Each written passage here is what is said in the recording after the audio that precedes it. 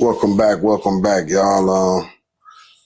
Big shout out to my big homie Kurt Steele, man. Steelio the Great had him on here earlier. I will be having Kurt back pretty much very regularly. Looking forward to just talking with him and picking his brain about a whole bunch of other stuff. We always do this. We've been doing this.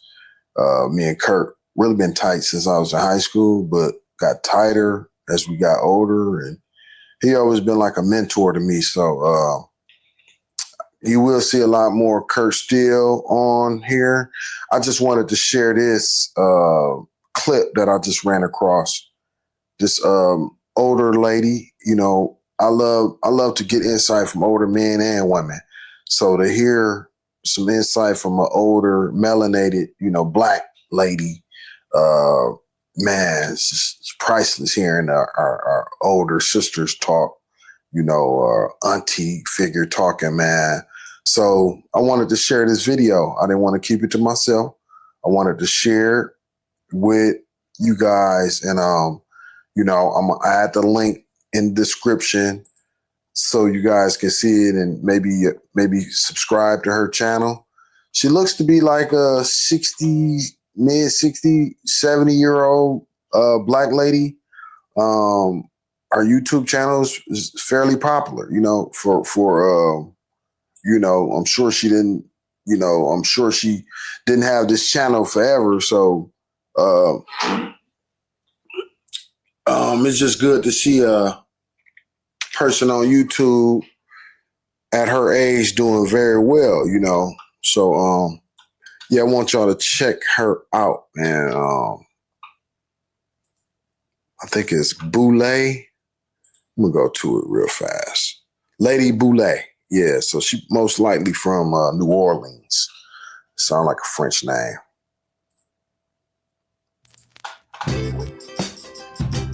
Nice intro.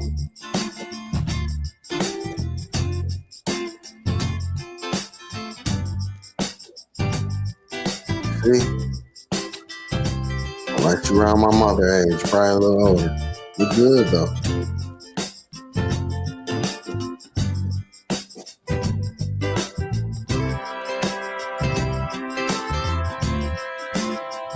She's about to start speaking. This is her intro. She got a nice intro.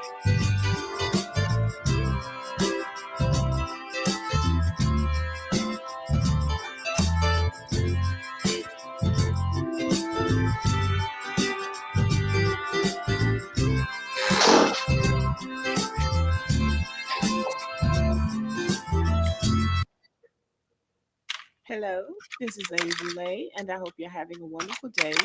Thank you for your support. Thank you for subscribing to the channel. Thank you for your comments, and thank you for your thumbs up. Thank you for all you do to support the channel. And yes, we are committed to love one another, whether we want to or not, or whether we agree with each other or not. Well, y'all, the white on white crime in America has really gotten out of hand, and that is no exaggeration. And I don't know what they're going to do about it. In fact, I want to know what they're going to do about it because they've spent the last several decades complaining about black on black crime. And black on black crime is no worse than white on white crime. Sure isn't. USA Today did a poll and it says that the rates of white on white and black on black homicide are similar at around 80% and 90%. They also say that overall, most homicides in the United States are intraracial. That means that they happen within the race, not between two different races, but within a single race. And the rates of white on white and black on black killings are similar, both long term and in individual years. So when they have studied this whole crime situation in the United States, they find that white people kill white people at about the same rate that black people kill black people. Right. So that debunks the whole we are more violent than them. We're about the same. So, and it's just, it just lets you know, like, what's the narrative? Like, why would one group want to say, oh, that group is more violent. We're not saying y'all more violent. We never do that. You know why? Because it's a narrative that we are more violent. So I guess that's supposed to make y'all feel less violent. If we're more violent, it don't work like that. Yet and still, Black people have been held out as the pariahs. Black people are the ones who do the most killing of Black people and white people, and that is incorrect. Black people are not killing white people the most, and white people are not killing Black people the most. They're about equal, they're about similar. So that lie needs to be stopped. But now the focus is on this white on white crime. Now we saw Charlie Kirk, and I mean, that was something. One shot and took him right up out of here. Now, over the weekend, we had two mass shootings in the United States, one in Michigan and one in North Carolina. Yeah, and I spoke on the one here. Actually, I'm going to the scene. I'm going to that church tomorrow. So if y'all want some up close and personal perspective, I'm going to the church tomorrow. Actually, I got to go out to Grand Blanc tomorrow to move my stepdaughter. She's moving away from Grand Blanc. Just so happens she's moving tomorrow. Just a coincidence. But I will be out of Grand Blanc tomorrow, and I plan on doing at least a 30 to 45-minute video out there. So I'll actually schedule it. You guys will see it scheduled on my channel, so you can tune in and watch me. I plan on interviewing some locals too to get their perspective on white crime. I want to hear what other people. I guarantee you, they won't be saying white lives matter now. Guarantee you, white lives do matter, and they should only matter to white people. It shouldn't matter just as a rebuttal to when we say Black lives matter. We saying that to, guess what? It's really rhetorical. It was really rhetorical. You shouldn't answer nothing rhetorical with something, like white lives matter. Right? Well, they do matter. They should matter to y'all. Instead of y'all not want to address it, white lives should matter the most now. Now, I'm not saying this to be facetious or anything. I'm saying that white on white crime is a problem too. All of it needs to be addressed. Years ago on an Oprah Winfrey show, when they were talking about white women being abducted and unalived by white men, there was a psychologist that was on this show, and he said that the next crime wave was going to be young men because they're not being properly nurtured. And I believe that with Black people, it has a lot to do with fatherless homes, single moms trying to raise boys. And it's really the same thing in the white community. White people claim to be married more, but what they do is they get married and get remarried. So the man in the house that's trying to mentor and raise a white boy may not be his biological father. And they don't. Yep, I see a whole lot of that. Whole lot of broken homes in the white community. But to save face, to make it look like a good home, the women that usually get remarried, and the father in the home don't even be the biological father. So that's what happens in the white community. It just be the image of an intact family, but a lot of times it be fractured families. A lot of divorce rates in the white community as well as in the Black community. A lot of not getting married in the first place in the Black community. It is some getting married and divorces in the Black community too, but overall it's the same. It's a lot of broken homes, a lot of young men being raised by other men that's not their daddies. So yeah, a lot of these young white men growing up, not knowing they real fathers. Happens a lot. Talk about stuff like that. But the bottom line is America does not value its people well enough to take care of its people. It started with President Reagan when he emptied out these mental facilities and all of these facilities that would help people. He did a lot of he did a lot of the slash and burning that Donald Trump is doing now. and it has hurt the American family, black and white. Now that white people have become a menace to society, now it's almost too late.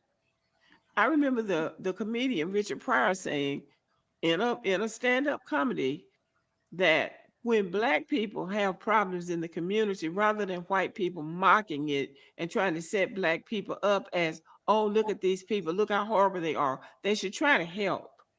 When they see, because it's going to hit the black community first.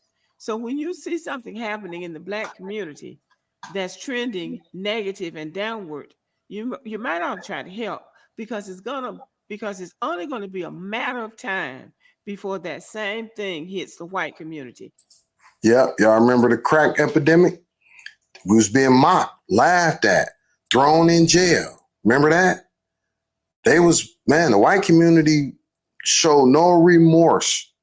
I mean, every news clip every day, every single day, they talked about how bad the black community is, the crack epidemic. Now, this opioid crisis, now it's a crisis when it hit the white people. But see, we are, like this lady said, Lady Boulay, we are the first. When it hit us, that's when it should be a crisis. It just ain't hit y'all yet, but it's a crisis. If we going through it, everybody going through it. Trust, it will spread. And that is what we're seeing now. And to go around talking about, oh, they have PSTD, or oh, it's a mental illness, or oh, he's just a lone wolf. No, he's not a lone wolf. And it's not something else and something else. It's those people in that community, and those issues need to be addressed. Now, we know we have to address them in the Black American community, because we know that, nobody else is going to do it. But the problems of white on white crime needs to be studied too and addressed, because there's overflow into our communities too, in the grocery store, in the church, in an amusement park. Their crimes overlap into our communities too. So America needs to get serious about addressing the white on white crime, because if they address the white on white crime, they might get around to addressing black on black crime. Right, exactly. Just like the opioid crisis, now all of a sudden they're showing compassion to all addicts. Now all of a sudden our people that should have been getting help 30, 40 years ago when the crack epidemic exploded, now we're seeing, they're compassionate about saying that drug abuse is an addiction. It's a health crisis. You know what I'm saying? So she right. Can we stop for once, at least, maybe in our nation's history, stop trying to blame white on white crime on black people? Can we stop it for once, at least, please? Like, we all knew when Charlie Kirk was killed. We knew who this was going to be. We knew who the suspect was going to be, a young white man. We knew it. And yet, some people tried to spin that. I seen this earlier, y'all. I don't want to watch it again. Is this the only video she got up? Oh, it is. Yeah, I seen that earlier. So that's the lady right there, her channel. Y'all tap in with her. Hold up.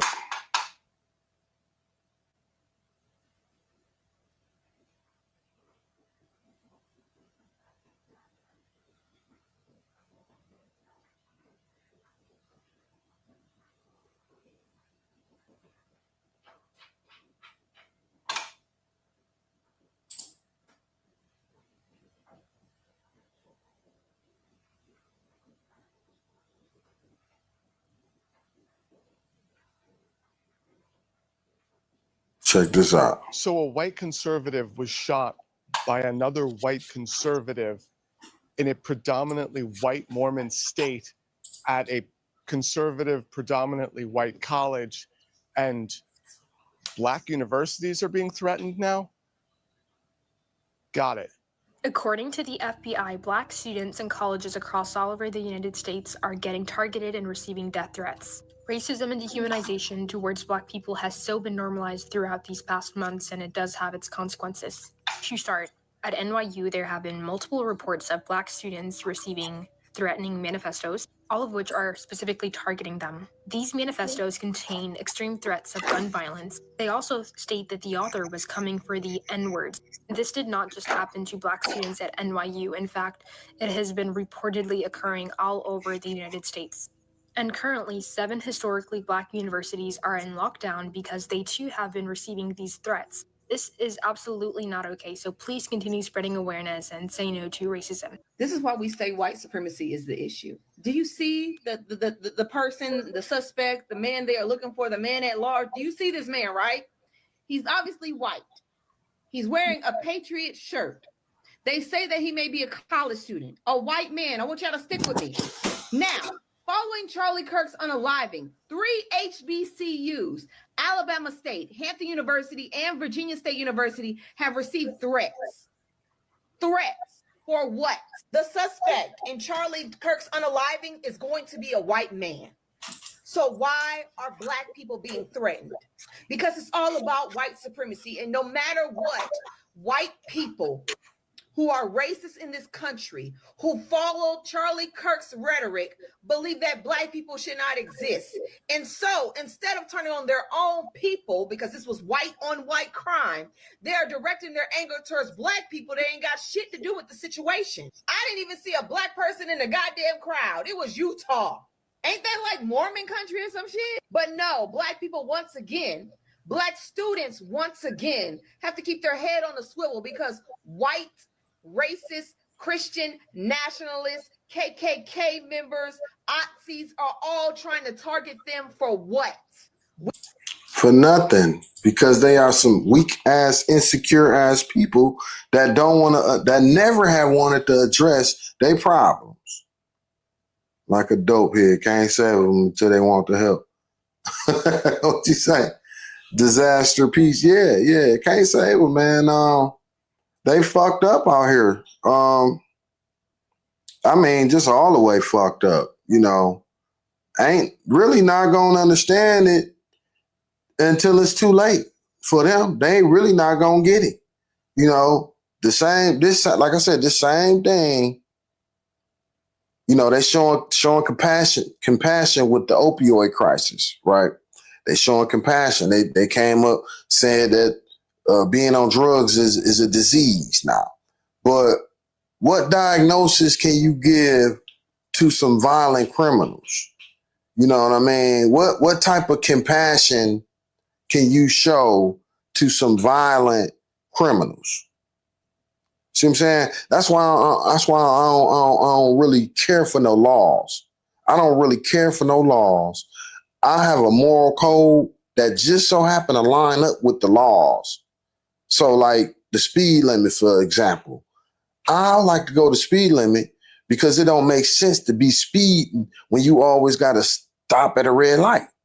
You can't run them all. So why even speed? And then you got to be hitting your brakes all the time. If you go the speed limit, you will run into more green lights. You won't have to keep stopping or risk the chance of dealing with some police. I don't want to deal with no police, period. I'll be on my way somewhere when I'm leaving, when I'm driving. So I do not want to get stopped. So that's an example of my logic that line up with the law. But fuck the law. I'm not going the speed limit because of the motherfucking law. I go to speed limit because it makes sense to go to speed limit. And I don't like to hurt nobody. I don't want to hurt nobody because I would in turn be hurting myself. And I don't want to hurt myself. So I'm not going to hurt nobody else because I'm going to be the ultimate person to end up getting hurt. See, that's why I don't hurt people. That's why I don't assault people, because I'm going to end up paying the price. You know what I mean? So I don't want to pay the price. I know I can't get away with nothing either. That's another thing with Black people. We know we can't get away with nothing. So a lot of us we abide by the law. You know what I'm saying? Because we ain't got the white skin to give us the benefit of the doubt. That's why white on white crime is so scary, because they can get away easier. They can get away easier. And even if they get caught, they do like a lot of these news reporters doing right now. They're trying to give you an explanation. They want to explain it away. They want to like take the boogeyman out of these boogeymen. They want to take the scariness out of what they did. Even these serial killers, they like to, oh man, they like to explain to try to make it make sense. So you don't, so it don't make it look like it's a real problem in a whole community. Like the lady said in the previous video, the lone wolf. They like to make it like it's this one incident. This is not a community in crisis. This is one thing that happened in one city, in one town, at one place. So no, this is community wide. In the white community, it's a problem, but they don't want to address it. Nobody want to address. Nobody want to own up to it. What they want to do, like this lady said, is threaten our motherfucking HBCUs, threaten our colleges and shit. They mad. Our kids getting the education. We didn't have shit to do with what happened to Charlie Kirk. It was whites on white crime. So Goddamn right. Subject to hate. Own Because up no to that matter shit. what, we will always be the thing white people turn to. Yeah, no, kill yourself. Because they can't take it out on their own people. And kill your motherfucking self. Blow your own. Don't hurt nobody but your goddamn self. If you want to hurt somebody, do it to you. You do you. Do yourself in. That's what you want to do. That's what's wrong with you crazy motherfuckers. You go on here and turn that motherfucker on yourself. Quit trying to hurt anybody else. Weak ass motherfucker. I can't stand you motherfuckers, man. They want to go calling some students and shit. They trying to get a goddamn education, threatening them. What the fuck you threatening them for? Is why Charlie Kirk was detrimental to people that look like me. And his rhetoric was detrimental to people who look like me, because we're never safe around people who talk like that. Whenever something shakes the system, run around here, that dude in Flint, he run around here with American flags. The American flag is the symbol for terrorists. Anytime I see a motherfucker riding around with American flag, I get nervous. I ain't scared, but it's like, you know what? These wannabe patriots, they want the look of a patriot, but that's an illusion. They don't even believe it. They don't even believe that flag that they be all waving. Them be the crazy ones waving that American flag. something shakes the white power structure, they always find a way to flip the narrative and blame black people, okay? And when black people, even if the black people are the one under attack. Now, think about this. HBCUs are the target of terroristic threats. Black students are the ones who are forced to run, okay? They're the ones who are forced to. I don't want to see these Africans, man. They make these goddamn channels. They be having some good content though. But bro, speak on African shit. I ain't with that shit either.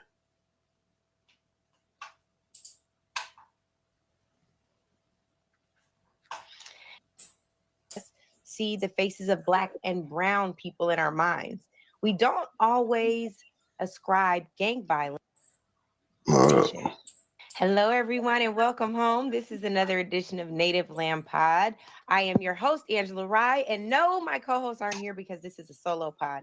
Y'all, we have to have a conversation. It's a very important one.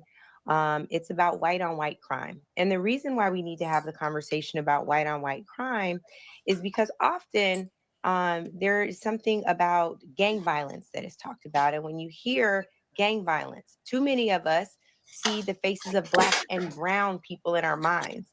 We don't always ascribe gang violence to white vigilantes, to people who are white supremacists or engage in white toxicity and that ideology that follows.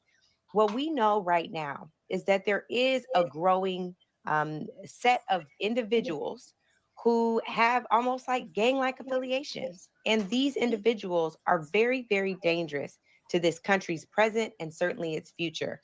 But we can look back at history to see that there is nothing new under the sun, as the Bible says. And unfortunately for us, We have not learned from the history that they continue to try to snatch out of museums. So joining me today is a legend.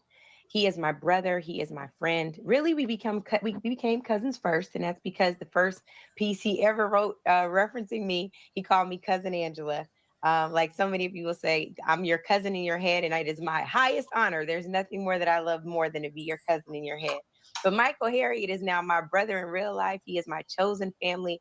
He is a New York Times bestselling author of Black AF history, and we cannot look at where we are right now without looking back on history and how this same toxic ideology has reared its ugly head throughout this country's treacherous past.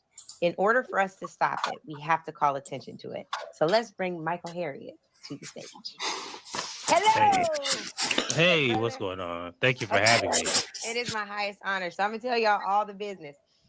Before we get into the history of this, Michael, I just want to say thank you. You always find a way to bring prose to our pain. You always find a way to ground us in the reality that exists outside of these folks gaslighting us. And I just thank you for that. I also want to acknowledge y'all. When I was doing specials on BET, news specials on BET, the first person I thought of, I was like, I have to get Michael Harriot on this writing team. Michael Harriot was the writing room. Y'all talk about Tyler Perry. This one can also crank them out. Okay.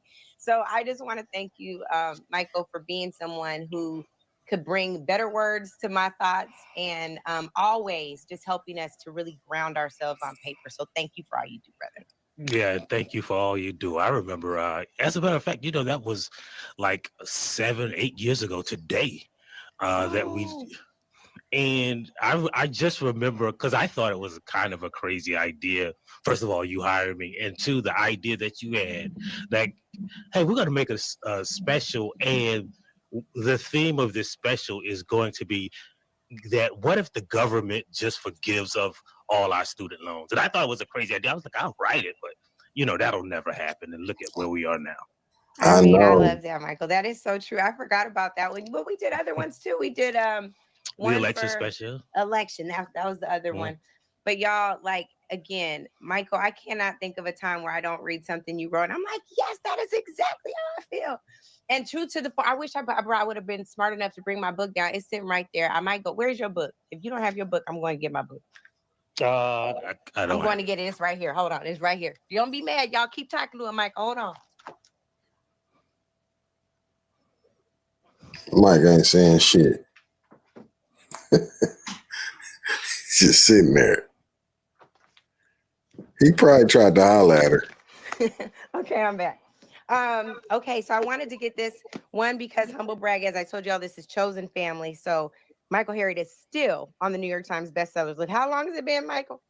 2 years this week. Okay, I'm gonna have to check that book out, y'all. He earned every Black single position in AF jail. My break's history. already done. It's about to get worse. Oh, So I'm I gonna check wanted to that just out. bring this out because you wrote a great piece last week about what happened in Utah. Our left is coming What's up, for you. guys? Here's what the data says Comment. about political violence. Comment, like, share, subscribe. I probably can see who's on Facebook, but I know I can't see exactly who's on YouTube. But y'all, look, please comment, share, like, subscribe. I talk back. You talk, I talk back. Disaster Peace. He left a dope comment. Y'all, hopefully y'all can see it on the screen. Can't save them until they want the help. That's real shit. Disaster Peace. Yeah, I will be tapping in with you too, bro.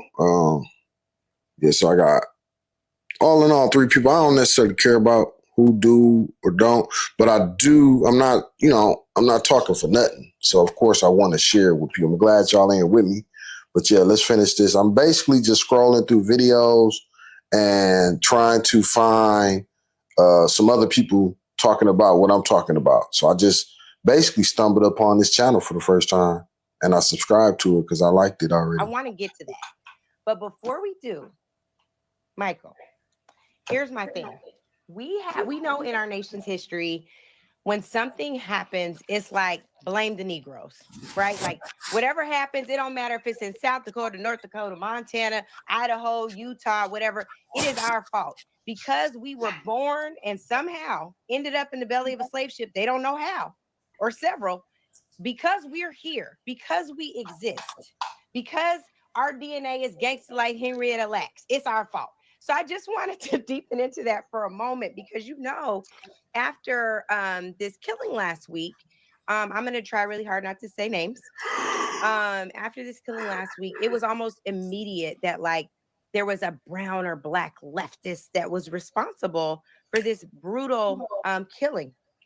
And so I wanted to think back in history on times where they have also accused us of wrongdoing. And in response to that accusation, there's been an outsized consequence for our people. I know you talk about this in the book over and over again. And so I just wanted to start there because I think, especially if they're going to take our history out of museums and off of books, if they haven't banned this yet, it's close. At least in some school districts, I'm certain it already is. But I think that we should talk about why this feels so familiar, especially epigenetically for Black people. Something about where we are in this moment feels familiar, and it's because we carry the DNA of our ancestors. Exactly. Yeah, I mean, when you look at history, it's clear, you know, who is, you know, when you even that most of the racial massacres in history, right? They were using us as scapegoats for, you know, a beef between white people, right? Like the Confederates were mad because they succeeded and the Union Army whipped their butts. And we were caught in between that, right? But we have nothing to do with them succeeding. We didn't have nothing to do with, you know, the Union Army didn't even want us involved in the first place. It was the bloodiest war in the history of this continent was really just white on white violence. When you look at many of, even before. Yeah. Wow. There you go. Bring it all the way into context. The biggest, bloodiest war in this country's history on this soil was white on white violence. Let that sink in. Let that sink in. And we didn't have nothing to do with it per se. Like zero. We had nothing to do with it. You know, nothing, zero to do with it. But they want to blame it all on us. During slavery, after slavery, during Reconstruction, you know, the Polk war in North Carolina, that was just white on white crime. And then they killed a lot of Black people. The same thing in South Carolina. The reason for the 1876 election that directly led to Jim Crow was like a white, violent dude, Wade Hampton III, in South Carolina, had an army called the Red Shirts that was going around killing Black people. And then he, you know, overturned the results of the election, which caused South Carolina to withhold its electoral votes. And it's the only time in the history of this country that an election wasn't chosen by the popular vote or the Electoral College. They just got 15 men in the room and said, hey, if you let the South treat Black people how we want, we'll let the Republican Garfield be governor. And that's how we got Jim Crow. And so, you know, we are always taking the brunt of this white on white violence. And it's the same. Let me get some context to that. Like, why was that so important? You know, and why was treating Black people like they want to treat us connected to an election? You know, think about how that correlate. So elections is power. For them to want to treat us like they want to have some power. But see, this is my perspective on that, my personal perspective on that. White people will never have power over us. Our presence alone has power over y'all. Y'all scared to mix in with us. That's the problem. That's the power. This DNA is the power. This melanin. So we don't have to do nothing.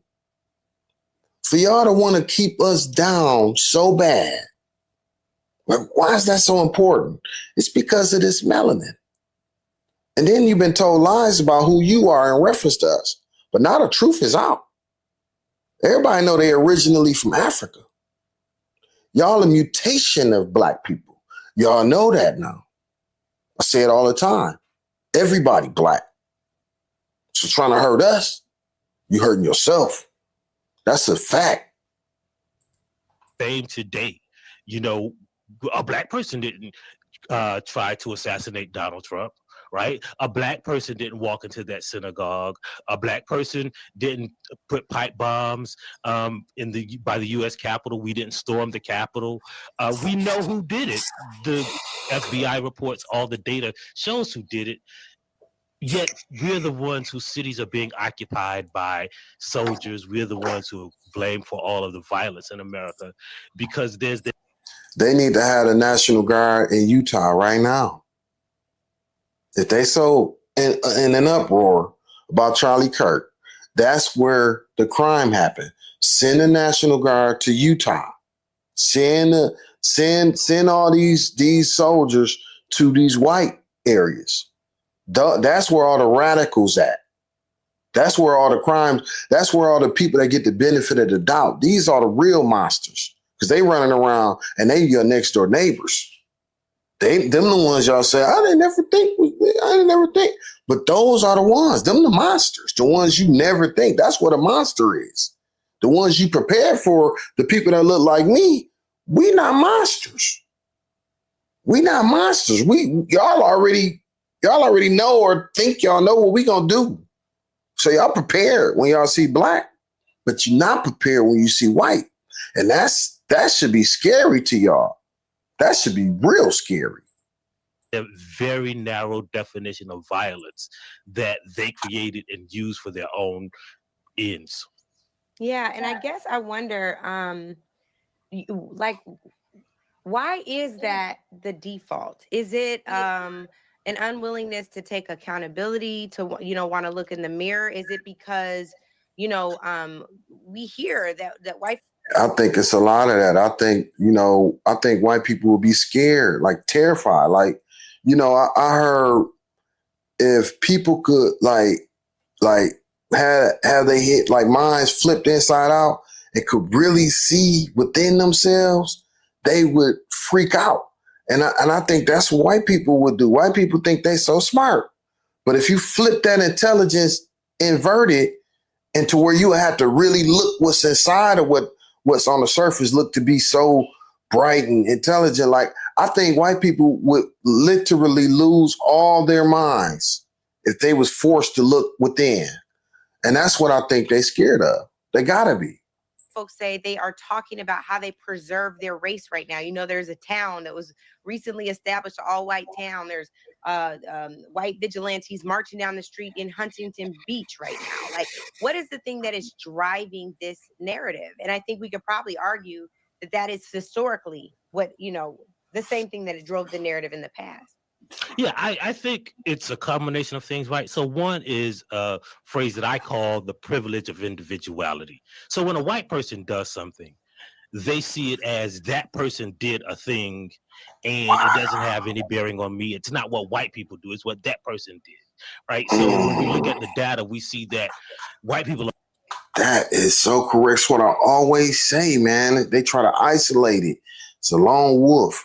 This is not all of us. That's why the explaining of each individual crime is so in depth. They try to make it make sense to them. Oh, this is why that happened.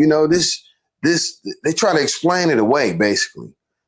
That can't be any of us. The same people that's explaining it away doing it so they won't feel connected to it. No, that can't be just more than that one person. So he said that's called the benefit of individuality. Responsible for most hate crimes. White people are responsible for most political violence, but they see that as individual acts of different people. Mm-hmm. And they see crime in Chicago as a whole different thing than crime in the most city in America with the most crime is all white town in Florida, and they don't send soldiers there, right? It literally has 8 black people in the whole town, right? But they don't send black people there. What's it called, Michael? I can't remember the name. Okay, It's I'm like looking it up. Evergreen, Florida. But yeah, they don't send people there. They send people to the black cities because that's who they think is committing the crime. Wow. I'm looking this up right now because I want to get it right. We're gonna make sure y'all have the facts. Yeah, I need the facts. Thank you. America. Yeah, Is it Lake City? No, I'll find it Okay. in 1 second because I started actually writing about it, which is how I got this data about political violence. It would be So it's called fast. Bellevue. So it's Bellevue, Florida, and Marion County, Florida. It is 83% white, 14% Hispanic. It's got 8 black people. Kamala Harris lost it by 41 points, so it's very MAGA, and it has twice the violent crime rate as Chicago or any other city. And Yeah, that's because they running around with their benefit of the doubt. They doing like all hell be breaking loose in these all white areas. The young men rape, they kill, rape, get drunk all day, man, just do all kind of heinous stuff. But guess what? They got the benefit of the doubt. people are always surprised when like Chicago ranks like 121st among cities and 621st among all municipalities for violent crime. It's just a thing that white people made up and have us believe. Right. And I think that to this point, and this is what I want to get back to around Chicago, language. beautiful. We know in this country, at least right now, we have First Amendment protections for speech, for free speech. And one of the things that people don't always realize is that what is not protected by the First Amendment is speech that incites violence. At least it's not supposed to. However, Michael Harriot, I don't know if you've already done the research on this because you are a very data-driven journalist, but I'm curious to know why white folks are carved out of that incitement of violence bubble. Even with the killing last week, the man who lost his life regularly incited violence. And I also think that it's interesting, the president, the current sitting president, has utilized the bully pulpit to incite violence, including the insurrection on January 6, 2021. Why do you think they're given a pass, or the speech that they use that would incite violence or cause individuals to be targeted is not seen that way, when literally some of the same rhetoric they use is what resulted in, the lynching of an innocent black man or black woman, back in the day? Like, why is their speech, their violent speech, not deemed as such? Well, because those protections, those constitutional protections, haven't just been traditionally and historically afforded to them, right? They are what frame our definition of incitement or a riot, right? So, for instance, we all know, I hope your listeners know, the only person who was imprisoned during the Civil Rights era for the most violent event of the Civil Rights era was Cleveland Sellers, Bakari Sellers' father. He was not imprisoned for any act. He was imprisoned for talking to nonviolent protesters and charged with inciting a riot. But those people, they didn't burn anything. They didn't, kill anybody. The police killed black people, and he was charged with inciting the riot that made the police open fire on black college students. And it's because that was a riot to them, right? But January 6th is, again, according to the privilege of individuality, a bunch of people who was just doing a bunch of different things. White people, even though they were 96% white, they were individual acts. So when they are incited to do stuff, right, it wasn't Trump's fault. It wasn't the person who said the thing. It wasn't the person who told them, hey, come here and stand on this Capitol, Rotunda with all of these other people and walk up here and come in there and stop this vote. It wasn't his fault, right? Like literally the name of the thing was Stop the Steal, but it wasn't his fault, right? And so we know that the law can be kind of jerry-rigged to fit whatever narrative you want, because, you know, one of the questions we ask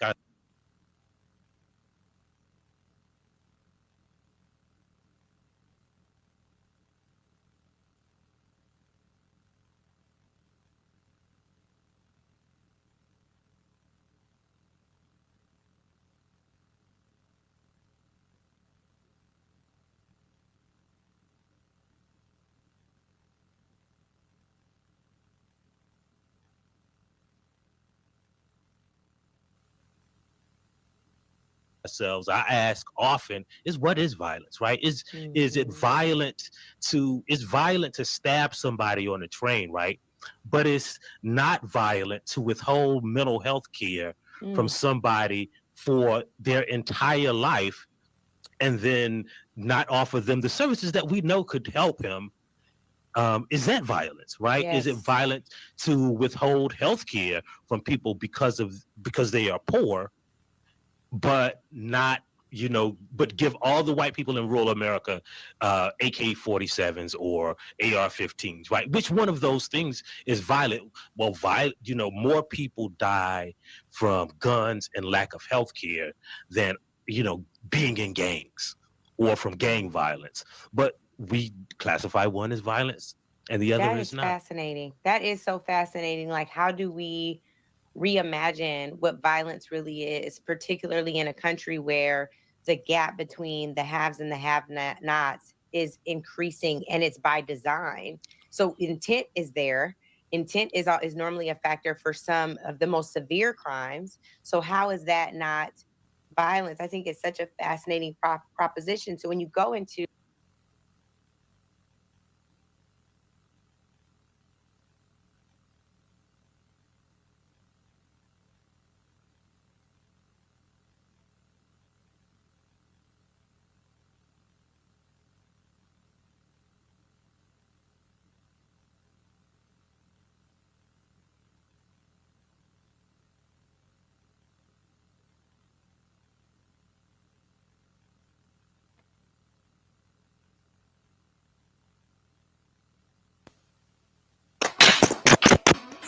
I don't know how my mic keep going on.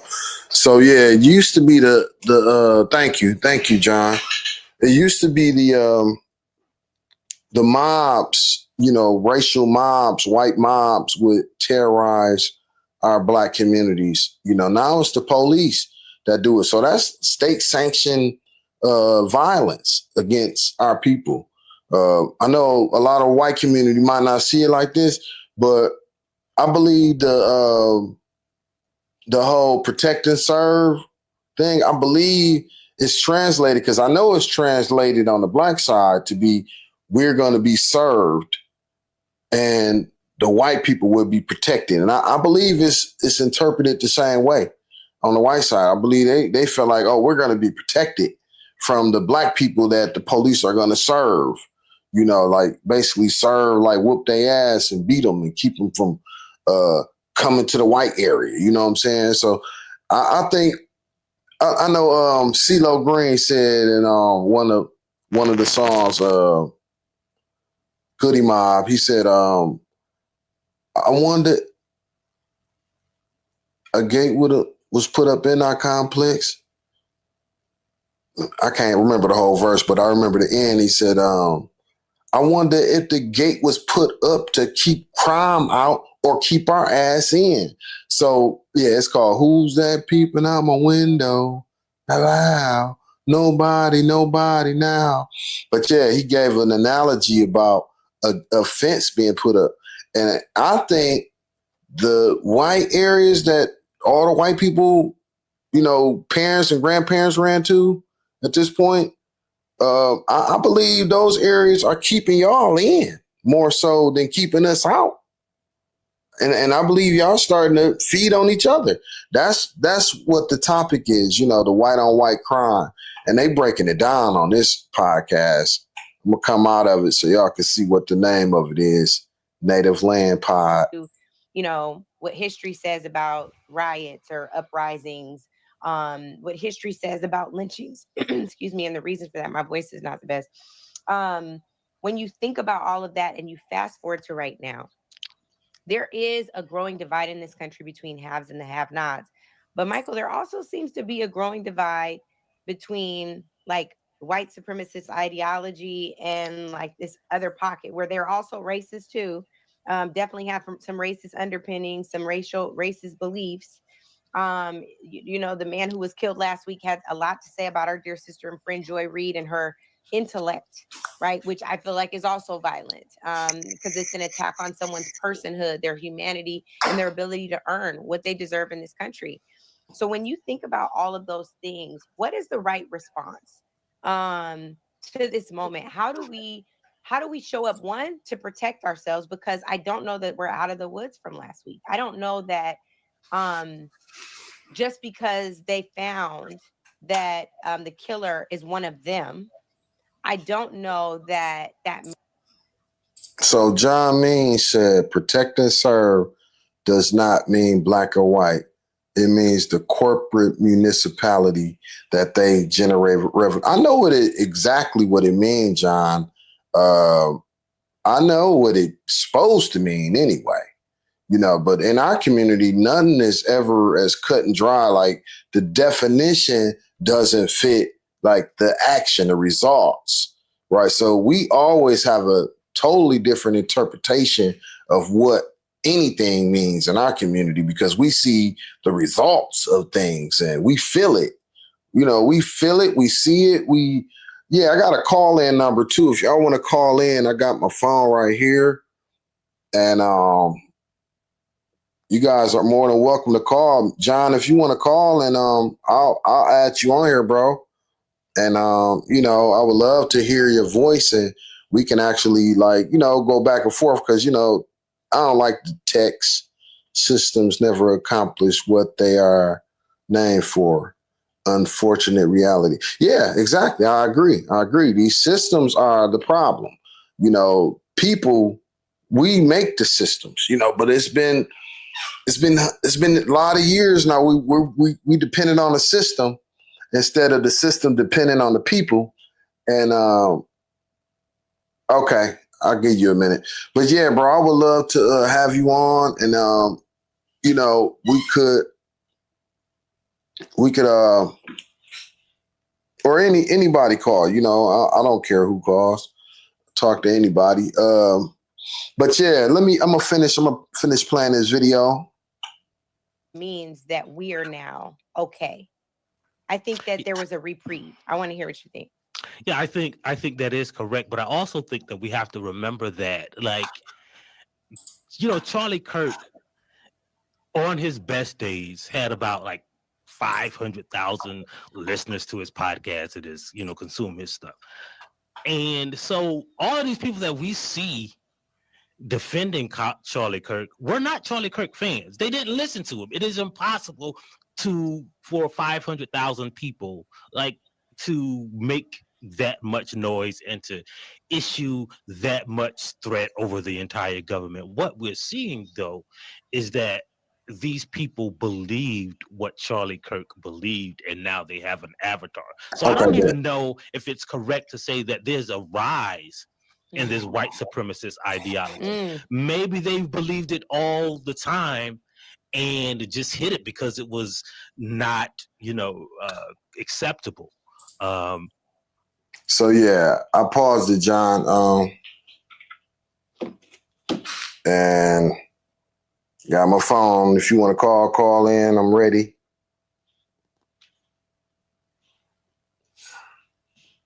Okay, bet. There you go. All right. How you doing, John Means? I'm doing good. How you doing, Marlon? I'm doing good, man. Where you from? I'm in Oklahoma, East Oklahoma right now. Oh, dope. Yeah. Now I'm originally from California, though. Most of my life in Southern California. Dope. What city? All over. I mean, my high school years were San Diego, but a lot of time in Orange County, LA, and then up in San Luis Obispo as well. Okay, bro. Yeah, I've been to LA before. When I'm there, I'm in music studios. I'm in the music business with my son, so I have. Nice. I was a music producer for 20 years, and now I own a guitar shop. Dope. My 19-year-old just started playing guitar. That's dope. Nice. Mine are 10 and 12. I have 2 girls. I just started my youngest on guitar. The older one isn't too interested, but we'll see. Hopefully I can get her on it, you know? That's what's up, man. I love music. That's dope. That's dope, man. Me too. We got a lot of And time. now I'll tell you, just to kind of dig in, I because I like exploring views, I look for Black creators like yourself. And especially people who have a pro-Black view, and I've had a lot of friends who had that view. And my background is as an anarchist. You know, I was a punk rocker anarchist growing up. Dope. And I don't know quite where I am now. You know, I like Socratic method.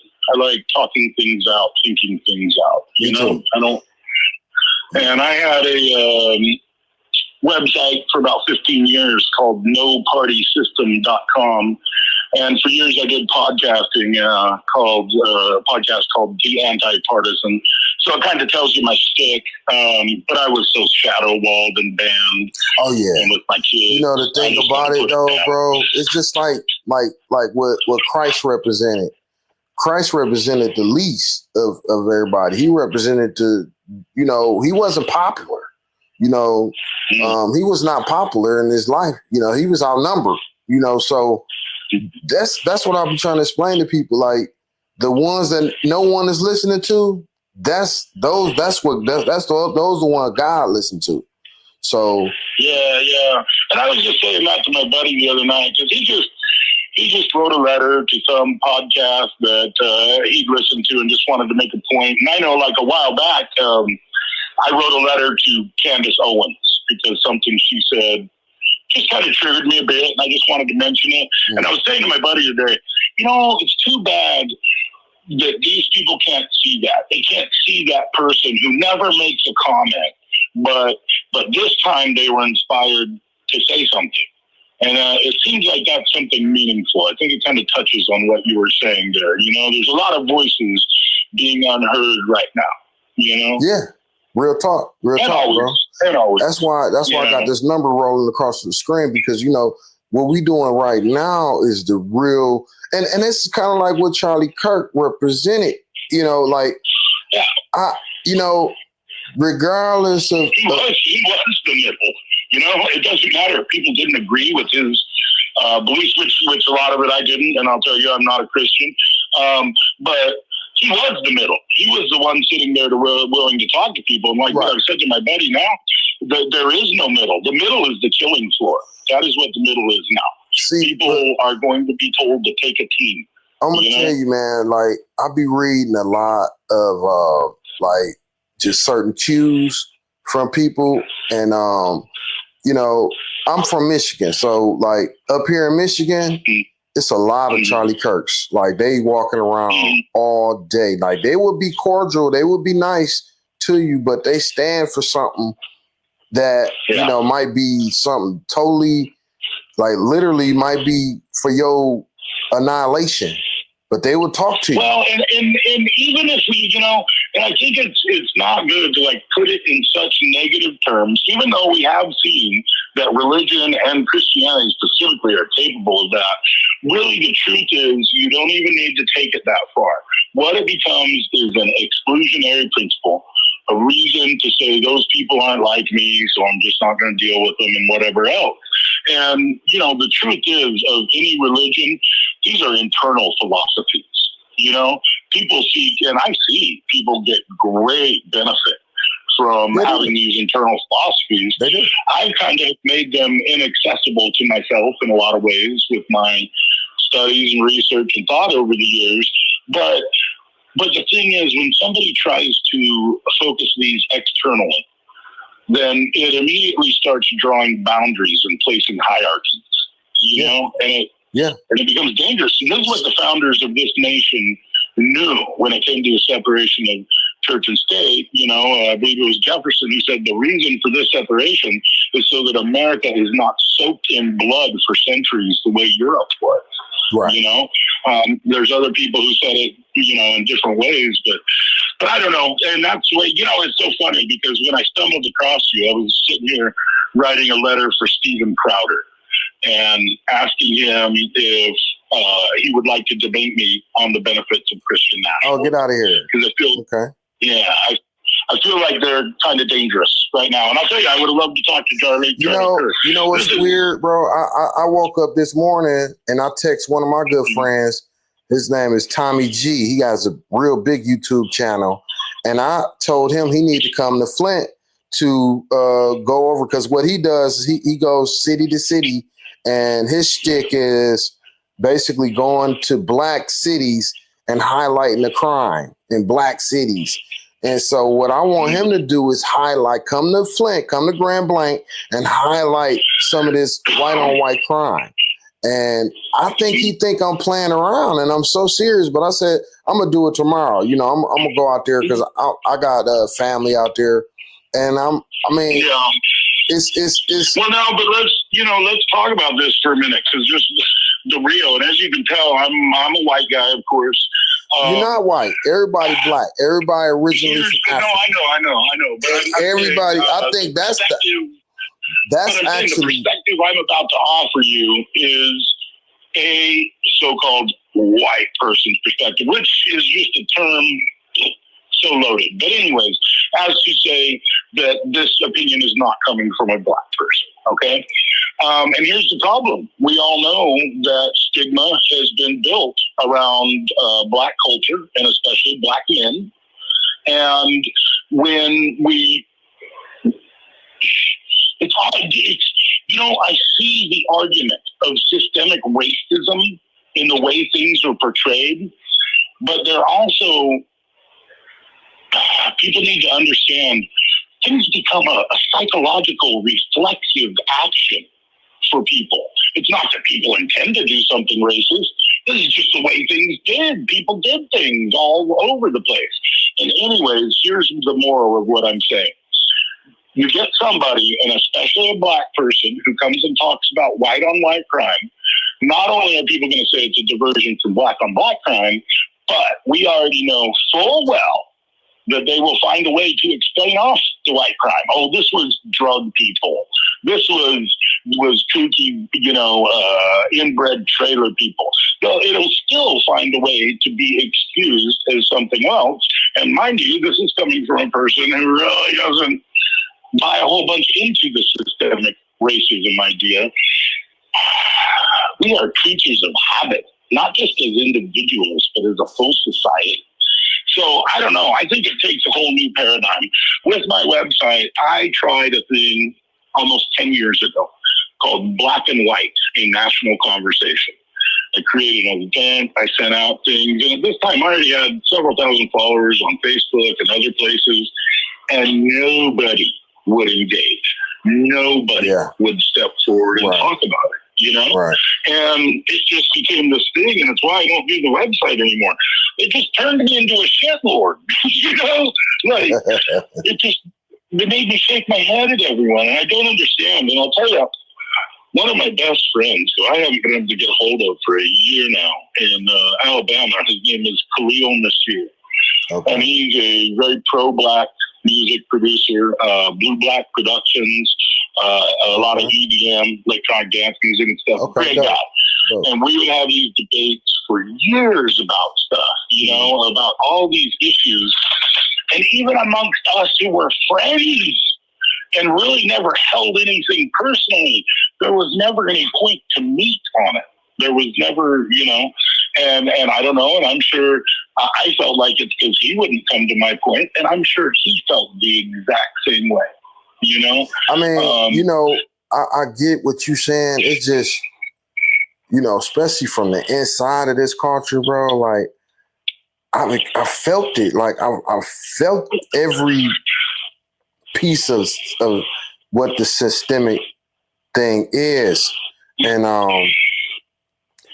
I'll tell you, this is what I truly believe, okay? And I believe you have been exposed to a lot of things I haven't been into, guys, and poor treatment from people strictly based on the color of your skin. I'm not taking that away. I can't say that. But I've never let nobody do that. But people have tried. But I believe I'm the first generation to not have to take it, though. So, but that don't take nothing away from people trying to do it. You know, I've never. And it's happening. Even if it hasn't happened to you, we see it's happening. It's happening. You know? Exactly. Right. Yeah. And you know, and I'm of course one of these people of the mind.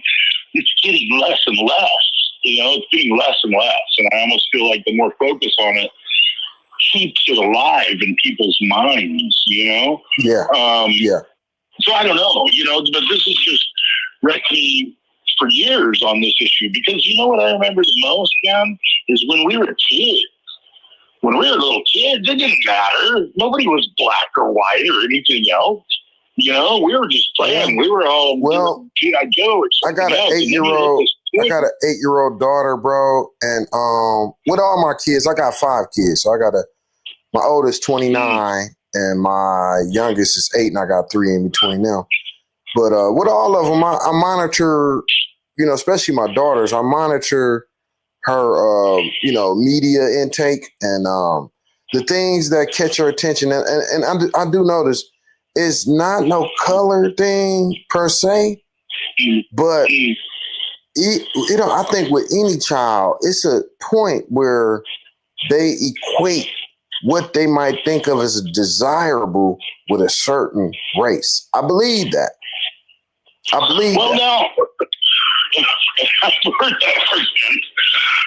Sorry, I just hit my vape. But here is the thing, and here's one counter to that argument, is that you go to any culture around the world, any color of skin people, Asian, everywhere else, always, everywhere, lighter skin is revered as a sign of beauty. And It is.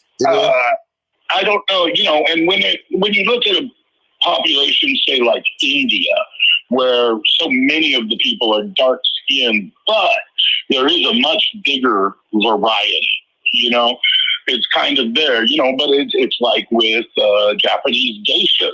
That's why they painted their faces completely white, right? Because, you know, so I don't know. I think this is one of those things, and this is what I've been trying to sort out for years.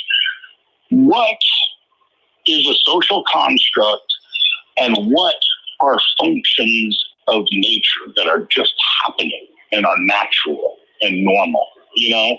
And I mean, I think most people would agree that a certain degree of tribalism is normal, you know?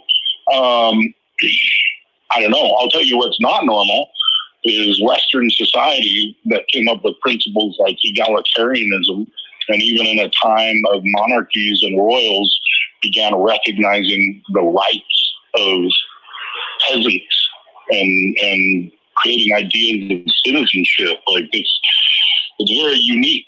And it's why, you know, when I see all this, when I see the Christian nationalism, when I see the racism, when I see all this extremism, you know, I can speak personally from my point of view, my perspective. Yeah. Like this screen I'm looking at with this black AF shirt, this guy with the black AF shirt on. Yeah. I see God when I see him. But I have to retrain my mind to see that, because I used to almost see a possible thug, you know, when we were younger. I would probably possibly see somebody that, you know, I'm scared of. And it's my own reflection. Like he is literally, he looked like he could be my brother. Like literally, like he could be my twin brother. Mean, you probably know the Hodge twins. You know, you see guys like this, you see other black people. I just did a video on them. them. I think the title of the video was, you know, YouTube creators like talking about black people for clicks. I think talking about black people is a key recipe for success. Because I if mean, you familiar with jumping, it is. you familiar with Jumping Jim Crow, the song. No. So Jumping Jim Crow, that's what the Jim Crow laws was based on. Oh, okay. Yeah. Okay. Yeah. No. Yeah. It was the I know first all about popular Jim Crow. song in America ever. It was like the first platinum selling song. And it was a guy that did blackface, talking about black people. Yeah. That was the song. And from that point on, you know, people seeing how much money he made. He was like one of the richest people in the country. And nobody thought that, damn, you can make money off that shit. So it became a tons of recipe. black people were making money on vaudeville at that time too. And in fact, at a certain point, you know, he lost his prominence in the vaudeville community because actual black people would do it much cheaper and actually were more talented. Oh, you familiar? Okay, dope. Yeah. That's exactly. Yeah. So it's funny. I'm reading a book right now called "The Guitar Players." It's a history of the guitar in America, and man, this is such a rabbit hole. But I guess you're the guy with music to go down because first of all, okay, the banjo came from Africa. That is where it came from, and that is where the roots of the blues are. Even Jefferson. Well, you know, like this is my thing, man. Like Black history is everybody's history because everybody's original. It is, and that's what I love about this story. Everybody this black, is American history. Everybody black. It was actually, it was actually a little different instrument that changed over the years, but of course, that became the root of the blues. And the Delta sound and everything else. Now at that time, white people were into parlor guitars. They were into playing classical guitars. Right. And what happened at a certain point is the white people went and picked up banjos because they loved the sound, and then the black people were like, "Well, screw it, we'll play the guitars then," Right. And things really changed dramatically from there. And from there, it's really hard to identify black or white credit to things moving forward from there, because you have people like Ronnie Johnson and Charlie Christian, guys who made huge impact. This the point of it. Like, take this to the next step real quick, because it's something I noticed. I recently, as I've been reading this, I went through a blues phase and I started watching older videos, mostly starting in the 50s and 60s. And I love soul and funk too. James Brown, I love T-Bone Walker, old videos like this. Through the 50s and the 60s, the entire band on stage was black. The whole band, everyone. During the 70s, it started changing. And there was all of a sudden one white guy here, one guy here, one. By 1984, the black artist who was the headliner was in front, and everyone behind him was white. And I'm trying to understand why this happened. This ties into the thing of where the hell did Motown go? Well, they start taking the instruments. They started taking the instruments out of the schools, bro. Hip hop wasn't like something that we really wanted to do. Is like that's all we had, So we just, it's just like MacGyver. You look around and you see what you can, you just look around the house and like, oh, I can use this, I can use that. And that's, I came up in the 80s during, the hip hop era. And I remember like recording, I had a studio that I put together with a dual cassette deck, a Walkman, and a video camera. And I had unlimited tracks. If I just put one tape in and then I'll take that tape out, put it back in the play side, put another tape in, and then I got double up, I could basically keep doing that. So that's hip hop. Hip hop, the instruments in the black community, like I played in a band, but my parents had a little money. So it cost me. It costs it just like sports nowadays. In the near future, watch, it's going to be way more white basketball players and football players. You know why? Because it costs. It costs, and a lot of black people don't got no money. So I don't know. The scouts are starting so young, though, man. They're pulling people out of high school now. Yeah. They're looking for talent. It's a big And I business. just, the bottom line is Black Americans are just more athletic. That's all there is to it. Yeah. Which is not to say that white people aren't athletic. There's I'll some tell you. amazing athletes. Like everybody You know, black, everybody got the same genes. It's just I think that exposure to the sun, I think because black, and this is another thing, like when people see black, they gotta know that we are the inverted sun. Like we are literally just exposed to the sun more. And that's energy, man. That's energy. So I think that just it kind of correlates. That's the thing. We understand things so much different now. Okay, like 150 years ago, people didn't know that all of humanity arose from Africa. I swear, man. I always say they didn't understand that people spread out and their environments changed their body. Right. They came up with eugenics, not knowing the truth. So I always say, like, I wonder if these historical atrocities that happened to our people would have happened had they knew that, damn, we come from Africa too. But see, I really think that like these keys were like at the Vatican. I believe like these were some of the secrets that the people like in the Vatican had that they didn't want the rest of the world to know because it would like destroy the narrative. You know what I mean? Now, there's definitely some of that I agree with, and I definitely don't even want to go down into the Christianity rabbit hole at the moment, because I don't want to get off of your topic, I don't want to take away your topic. Right. Hey. But yeah, I agree 100%. They know things there that would change the history of the world. Hey, John, is this your number? If it is, I'm going to lock it in, man, and I'll text you. Please do. I will. Please do. And actually, and I'll get your name in. My number is about to change, but I'll text you here in a week or so when it does. Okay. But I enjoy this conversation. I love engaging. And I think there's a lot of things that you and me disagree on. I think they're probably very small compared to the things. Look, I'm gonna tell you what, bro. You a man made in God's image, just like me. That's the one thing that matter the most. We are us. You are me. I am you. We are us. That's it. That's all that count to me. Like anything else, a lot of the stuff that we be disagreeing on to me is made up. It's an illusion. Yeah. It's not even real. Like we are literally. Huh? Yeah. Well, let's dig into this on topic then. Okay. Do you feel like the violence in white communities and in black communities is statistically comparable?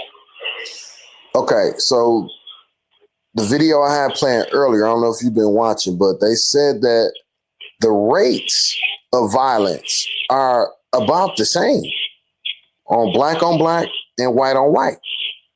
The rates of violence, like as far as how many white people commit crimes against white people and how many black people. Now, see, this was a discussion I had with my buddy Khalil Nasir a lot. And the essence of his arguments was he didn't trust the FBI statistics. And, not that I blame him, statistics are, lies and damn lies. But I do see things like, like just again coming out of South Chicago this weekend, 17-year-old girl shot. Twice this year already, there have been weekends with double-digit numbers of deaths in South Chicago. And this is black on black crime. And it's not something we're not seeing those numbers in other places. Now, if we're saying they commit general crimes against each other, boy, I've known some trashy white people, boy. I mean, who do some crime. But I don't know. It seems I'm gonna to say me, this, from man. my perspective, I there's think, a greater degree of violence. I think this is the thing. I think we in our community, we understand it. We understand it. Just like these news anchors are like basically explaining, not necessarily, but yeah, they trying to damn near like make it make sense, the white on white crime. They trying to, we do that within our community. We make it make sense. to the point to Yeah. where we might know, you know, like we be about 1 or 2 degrees of separation away from the perpetrator and the victim. So, you know, we know somebody that knows somebody that know them. You know, it's easy to get in touch with. So these are This is a people to podcast us. I get. So like Yeah. a lot of what be happening, we can explain it. It's like, oh, you know, even though we might not agree with it, we can digest it. You know what I'm saying? So, but as far as the numbers themselves, I will say on paper, it does look a whole lot heinous when it's coming like 17 and the one. Yeah, that's way more. But I'm gonna say this: when I lived in the all white community, and I believe, this is my personal opinion, I believe is real good PR in all white communities. I believe it's real good public relations to keep statistics, to keep things like from getting out. I believe a lot of crimes, they don't get reported, like, you know, and a statistic data sheet. I mean, statistics I see say that's even worse in Black communities, because and which is completely understandable, because Black people don't have a lot of reason to trust cops, you know. And this is a video that I did 10 years ago that I called Black and Blue, the problem between Black people and police. And here's what I think the biggest problem is. A cop knows that a Black person is not going to snitch on somebody in their community. Snitches get stitches. And the Black person knows that the cop is not going to snitch on his buddies when he does something wrong. Wow. So you get 2 communities that have zero trust for each other. Wow. And that's why this situation comes to a conflict so much. And let's go ahead and point out, while I said this and saying this is on the police to fix. It's not on Black communities to fix. We should be able to trust our police. That's the truth of this. And if there's any truth to what I'm saying, it's on them to fix. Yeah, and also we know the history of how police even came to be police. We don't trust that system. Like, you know, they were slave catchers. You know what I'm saying? So like a lot of the history of slaves in this, police in this country is catching slaves. So, you know, you know, in the counter, what you'll hear to that is, yeah, that's one of the things they did. But you know what police means is policy officer. This is that trick of protect and serve. It's not about the people. It's not about the citizens at all. It's about the corporate municipality. That is why it says protect and serve, you know? And yeah, I definitely understand why that would make Black people wary coming into the future. But frankly now, I think we've all got bigger concerns from cops. You know about qualified immunity? Yeah. Yeah. And just for anybody who's watching this, qualified immunity means that police can't be charged for a crime that no police in their zone has been charged for before. So, you know, it creates this loop of how do you charge a cop with a crime if the cop has to be charged with that crime first? Hold on, John. You know? SD, man. Yeah, do your research, SD. I done my research on it, bro. Like, yeah, some of the first, before, like, they were pre-police. Like, the first type of police type of person were slave catchers. This is before there was no real police in this country. And they came up with a way to keep the slaves in check. And they basically the policy to catch slaves, so their policy officers enforced that. Exactly. It wasn't their only job, but I'll tell you what, if you were one of the people you were looking for, you don't give a shit what their job is, you know? Right.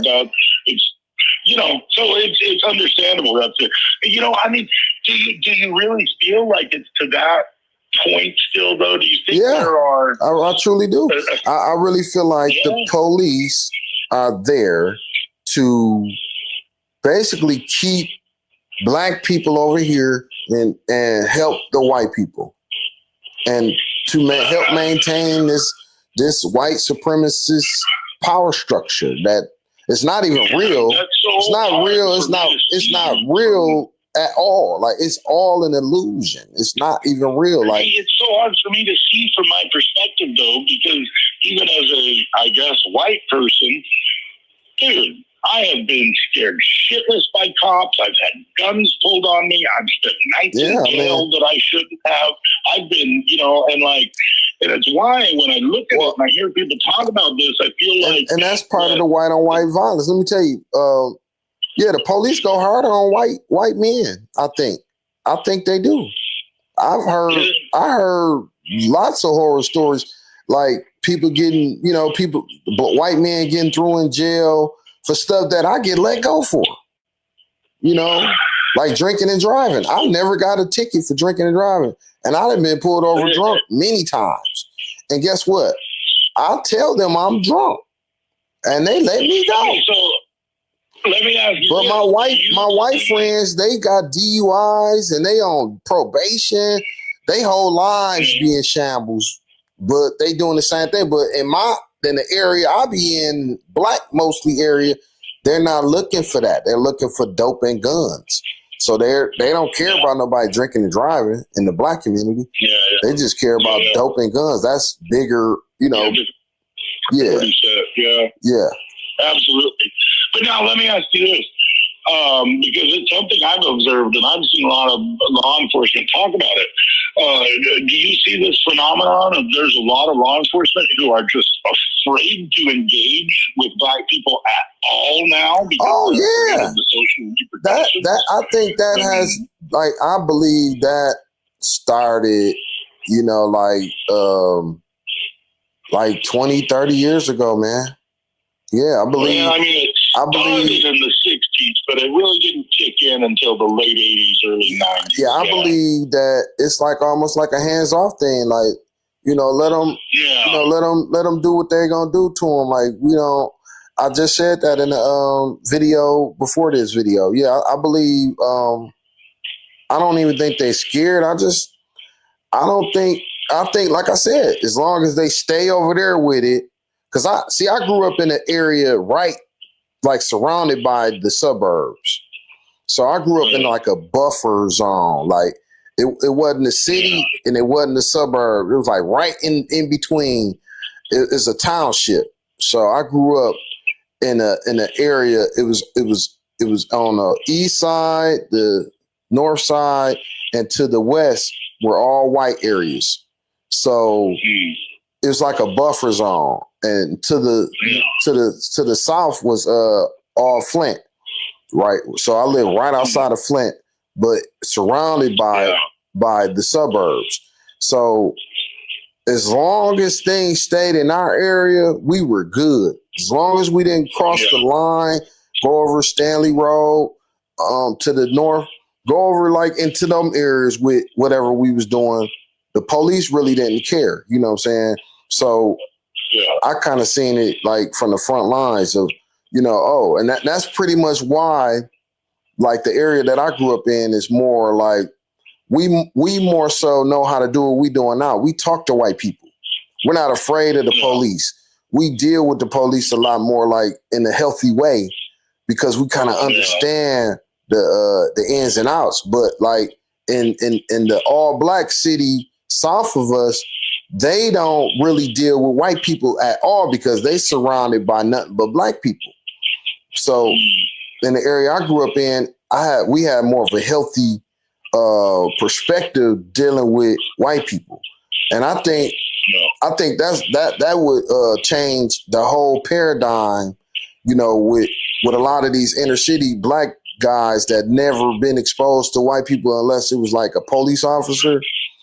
A lot of them, they just really don't know nobody else but black people, and they don't like themselves. But it's starting to happen in the suburbs because they're surrounded by white people, and they don't know nothing about no black people. So they can't, like at this point, the majority of the all white suburbs, they can't even say that they hate black people because they don't even know them.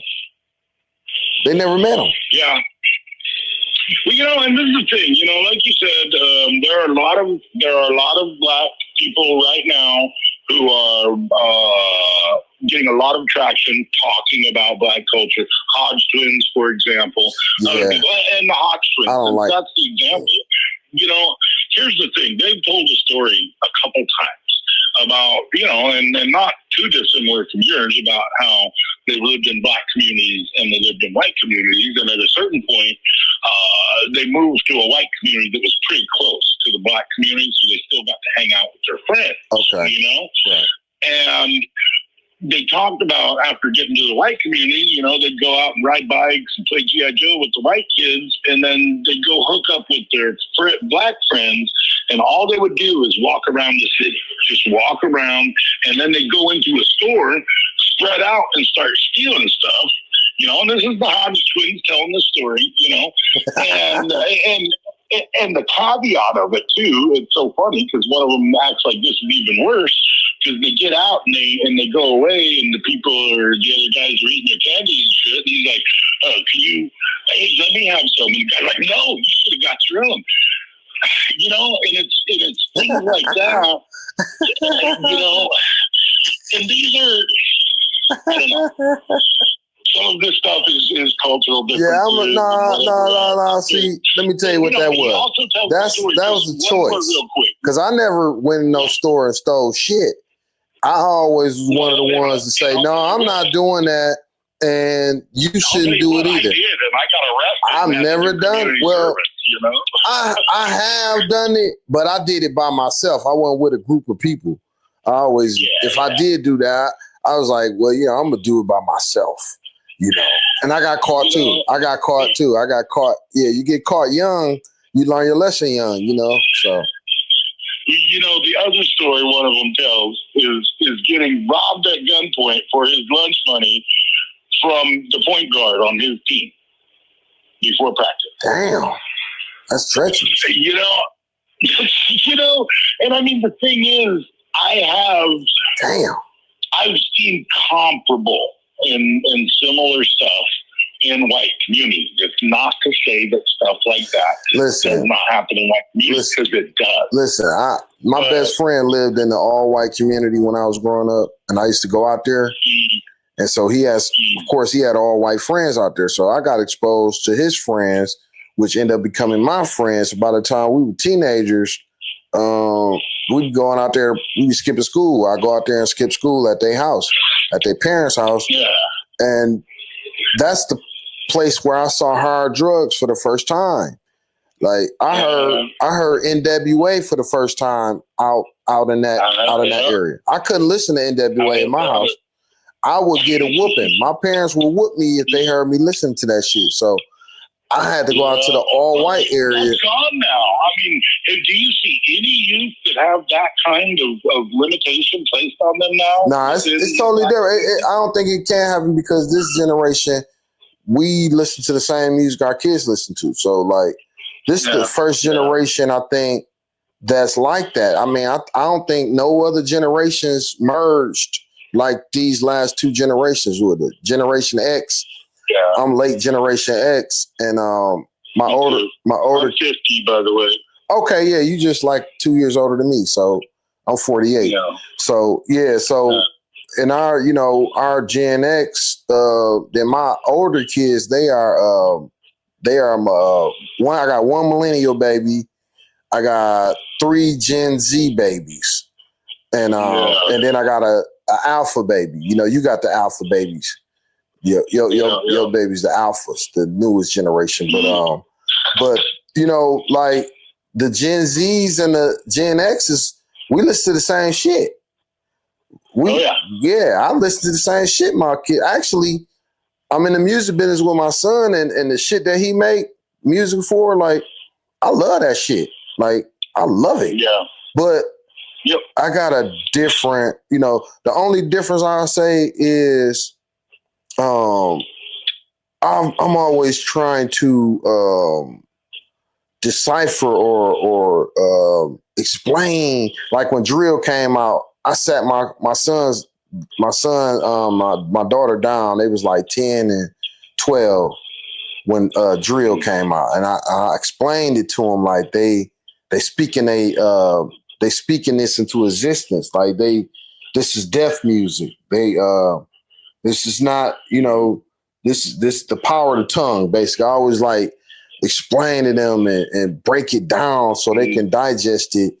So that's how I listen to. I don't listen to it like a fan. Like I listen to it as okay, let me soak this music in so I can explain it to my kids who I know are impressionable, so they can know how to digest this shit.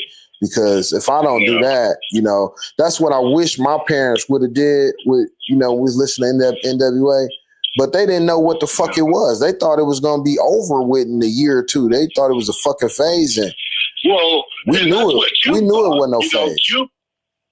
I remember seeing an interview with Cube who said, when we made these albums, we thought they were going to be like in the comedy section or something. They were just, talking smack. Yeah. Like a lot of them didn't realize, because that's, this all arises from, what's his name? Rudy Ray. Right. Rudy Ray Moore. Well, Black exploitation.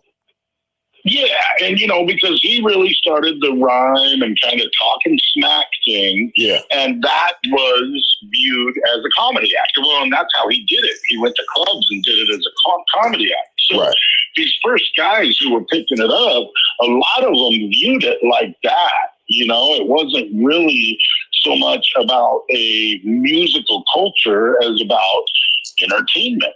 And then it became more, and then you got guys like Rick Rubens who really got into the beat making and changed things a bunch.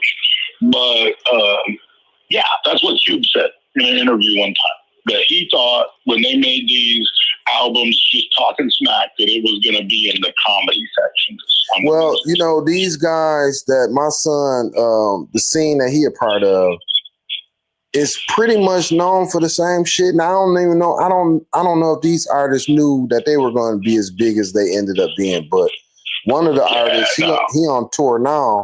His name is Rio the Young OG, and he a big artist. My son produced all of his biggest records, and my son is responsible for the sonic sound that go with this brand of rap, and they pretty much known for just saying the first thing that come to their head, laughing, and it's a lot of joke type music, but I mean they laughing all the way to the bank. It changed their lives. Yeah. So that's that's the mantra of what hip hop is or did. But I don't think we ever gonna like as raunchy as this shit is. I don't think we ever gonna be able to fix our mouths to say what you listening to. I'm gonna whoop your ass for that. I don't think. I just try to I was just talking to my wife about this. My girls 10 and 12. We've done a great job, really sheltering them and not exposing them to traumatic stuff. Right. At this point, I really kind of don't care, and now I kind of just turn my music on and I leave the stuff on with curse words and whatever, because they're old enough. Like my daughter 8, so like the Sexy Reds, I try not to, I don't know. It's certain shit I try not to let her get exposed to right now. And but I was just at my niece's birthday party, August the 21st, and my niece the same age as my daughter, and my niece was rapping some raunchy ass shit. And I said, at first I tried to check her, but her mama was right there, so I'm like, damn. And then I'm like, how you know that song? She like, my daddy used to listen. My brother, that's her daddy. He passed away. He passed away early last year. He would have been 50, so y'all the same age. But that's his daughter.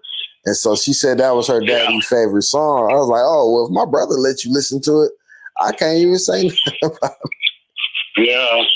Well, and I don't know, my wife's an elementary teacher, and I remember years ago, a big old to-do being made because one of the students came into class rapping an Afro Man song, like all the lyrics, Colt 45 and Tuesday exact, So I don't know. Hey, bro, listen here, man. It means so much to talk to somebody my age, my era, you know, my generation. Yeah. And man, I really Great talking to you. appreciate. Yeah, it's past bedtime for me too. Right. Can I leave you with a parting thought? Yeah, Real quick, most or definitely. just an observation Go ahead. regarding black and white. Mhm. And here's the thing, and I think this is worth people understanding. Black and white have had very specific meanings in every language, in every culture, all through history. And it's very simple to understand. White means good, black means bad. That is what these words mean in every language that they have been spoken. I think this is significant for people to understand as a community that is trying to, whether they've had it put on them or adopted in themselves, to understand the psychological ramifications of overcoming 10,000 years of linguistic training that black means bad. Right. And you know, that's exactly when I say everybody is black, that's me trying to pierce through that. You know, because if we say, and I say the opposite, everyone's white, everybody's white. we can Because say white that means too. good, We can say that you know? too. But we know that white, you know, black can't come from white. So we know that only white can come from black. So I don't know. That doesn't necessarily make sense to me. oh no, You know, it's a fact, bro. Like it's a fact. Like if you look up if you look up the migrational patterns of humans, you see what I'm talking about. They can pinpoint when the white gene. They can pinpoint when the white gene appeared. So, as much as the linguistic meaning of words mean, when we break it down, what's really white is a mutation of black. And black appeared first in everything. It was dark before it was light. So not necessarily, because here's a great thing that black science guy, what's his name? Neil deGrasse Tyson pointed out. Okay, people have said for years blacks look like monkeys or chimps or whatever. Yeah. And as he pointed out, actually, if you shave a chimp, it's white underneath. I know, right? You know, so this is another thing about did it all come from black? You know, or was black, the melanin, something that developed later when the other traits? But here's the other thing. You're black. You're black all the time, right? Always, forever, you're black? You know what? I represent what black mean. Black to me mean God. I'm God. I'm more than what you see. But yeah, go ahead. Here's the thing, though. I don't identify myself as white. I'm not white until somebody shows up and calls me that. Right, and you know that's it's the thing. It's not part of my identity. You don't I mean? see yourself. We hardly ever look in the mirror. We looking at everybody else majority of the time. So how we look isn't who we are at all. It's how we feel and how we make others feel about us. That's who we really are. That's how we really look. We look like how we make others feel about us. So, man, like I said, I don't feel white. It's not part of. I don't either. I feel God, man. I don't feel nothing per se. You know what I'm saying? But like I can't really explain it. I don't think we should be able to explain. We should just be able to show. You know what I'm saying? Who we are. There's no point in explaining it. Black has and is at the bottom of every society. Well, I'm gonna tell you like this, Philip Dang Grand. The bottom might be the top, Philip, because like you got to think. What we call black people? What we call black people were here for way longer than this society. This culture has lived. The Dane Calloway. Have you gone down Dane Calloway's rabbit hole? No, I'm talking to a person that just commented. His name is Philip Dang Grande. He commented, son. He said, I got a 65 sub-Saharan. Well, listen, you come from that 65 sub-Saharan IQ. IQ is irrelevant compared to life itself. You need life to have an IQ. I think life is more important than a goddamn IQ, Philip. So thank you for your life, because you come from them sub-Saharan 65 IQ people. You need life. Without life, you don't have no brain. You don't have a skin tone. You don't have no white. You can't be white without black. You can't have a life. You couldn't even be considered white. Those genes came out of black genes, Philip. Hey, let me let you go, bro. IQ is not relative at all. At all. In Africa, treatment of other people. well, I mean, that's the thing. Like, you know, I'm trying to help this. Like, I'm good, but this guy, he might be the next person to do what just happened. You know what I'm saying? These the people that do shit like that. You know, the ones that make comments like these. Extremists, yeah. Yeah, and they run it loose. And guess what? You know, me and you could talk all day, but until this government get a hold to it, which at this point they are emboldening more and more to keep doing it. So it's gonna get worse way before it get better. So that's all I'm saying. That's why I'm making this video, because I'm trying to, in my own way, combat it, or at least have some type of documentation if and when things get worse, so people go back and say, like, damn, he was trying to warn us. So yeah. We know I enjoyed this conversation, Marlon, and definitely keep me in your phone. I've been thinking about getting back to doing some videos. You should. We need you. Look, you familiar with the punk rock group Death from Detroit?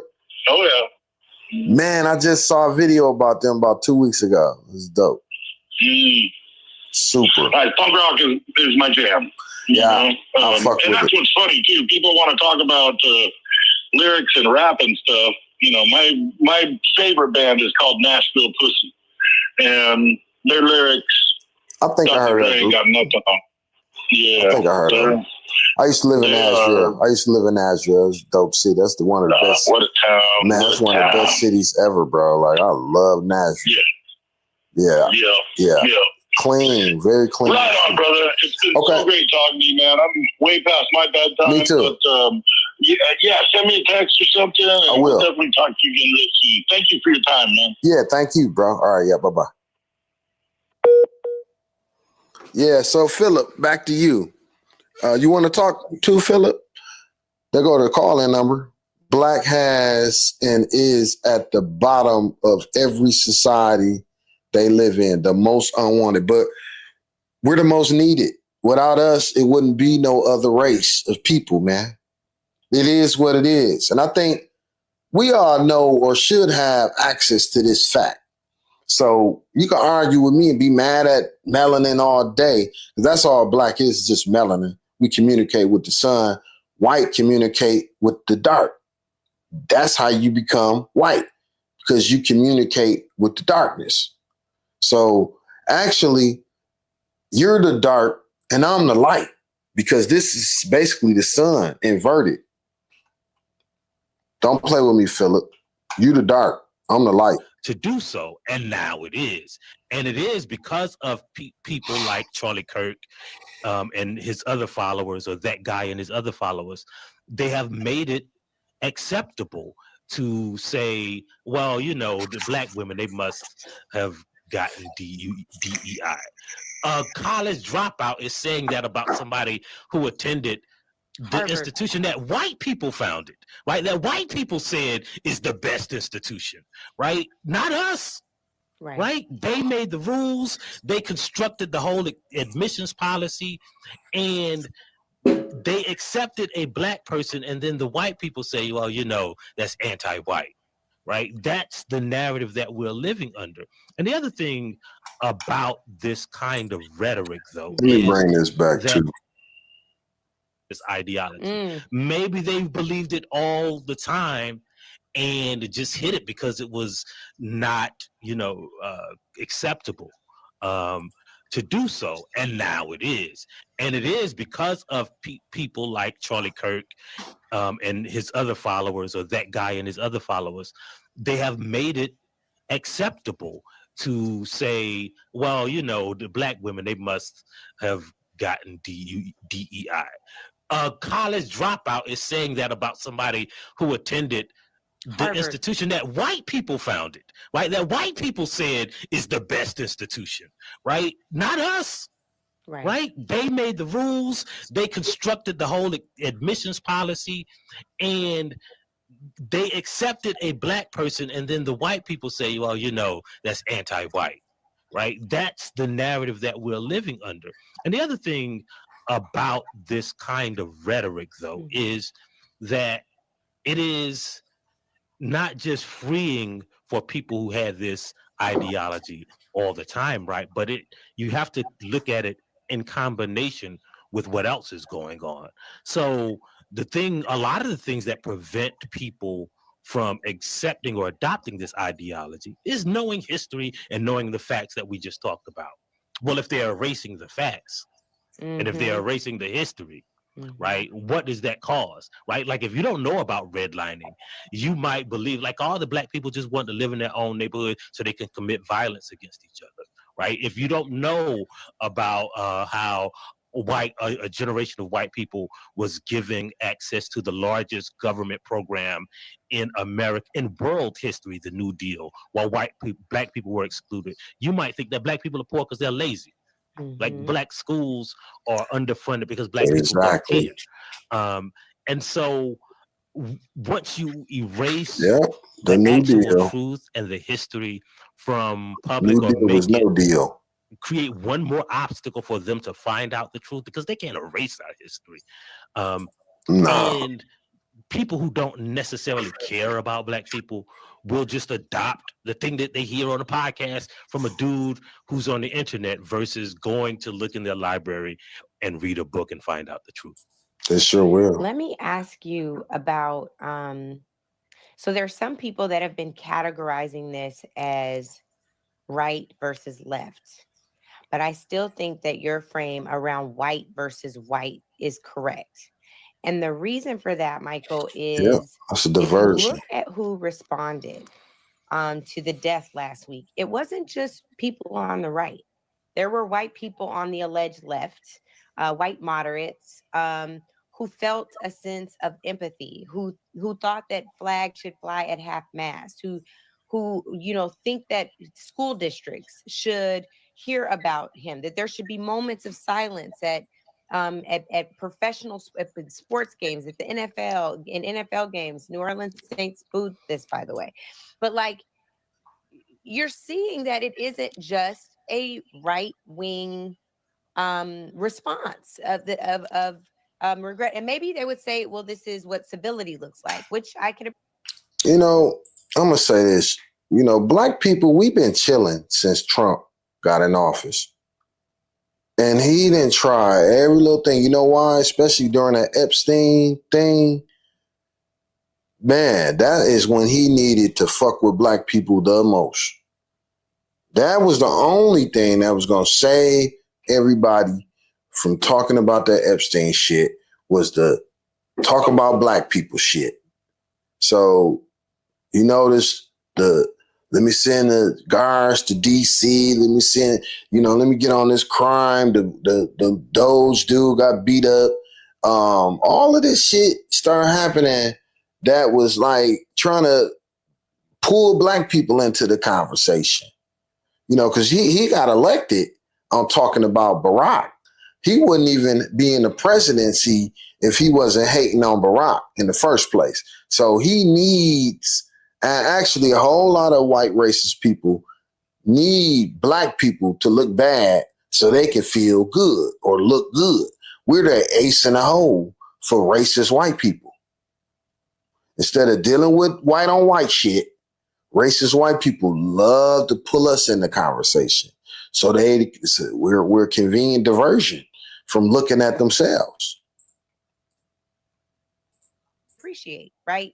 But I'm also curious to know if you think that this moment is a convergence of what white supremacy looks like. It is a nonpartisan and a bipartisan ideology, and we've seen it in both parties historically. Look at this. Look at this. Yeah, Look at I this. Look think at this that's dude, true Philip. because, you know, Look at his picture. He got a dog as his picture. You won't even show your face. Coward.